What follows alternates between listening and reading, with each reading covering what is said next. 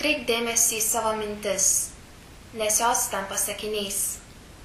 Atkreipk dėmesį į savo sakinius, nes jie tampa veiksmais. Atkreipk dėmesį į savo įpročius, nes jie tampa tavo charakteriu. Atkreipk dėmesį į savo charakterį, nes tai taps tavo likimu. Klaipėdos miesto saviraiškos centre pradėjo darbą lyderystės būrelis, kur kelsime tokius klausimus. Kas yra asmeninės vertybės ir kaip jos formuojasi? Kaip vertybės įtakoja mūsų santykių šeimoje? Kaip vertybės įtakoja mūsų mokymosi rezultatus bei karjerą? Ar žmogaus vertybės tikrai gali keistis? Nuo ko reikia pradėti savo asmeninių vertybių paiešką? Kam reikalingi tikslai? Kodėl net ir pasiekus tikslą mes kartais jaučiamės nelaimingi? Kodėl išsikelti ilgalaikius tikslus kartais būna labai sunku?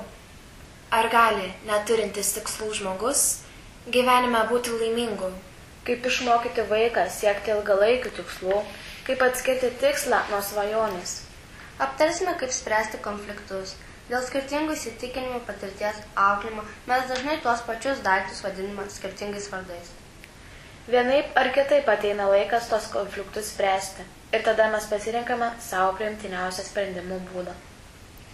Norime likti patenkinti ir patys, ir kad laimingi būtų kiti, bet nežinome, kaip to pasiekti. Ateik į lyderystės būrelį ir diskutuodami, atlikdami įvairias užduotis, žaisdami, mokysimės gyventi įdomiau, prasmingiau ir atrasti naujų spalvų gyvenime.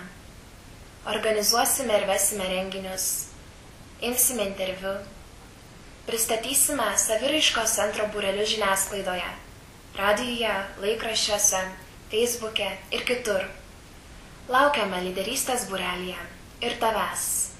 Renkamės kiekvieną trečiadienį 3 valandą, 1 aukšto 105 kabinete, Klaipėdos moksleivių saviraiškos centre, Strėvos gatvė 5.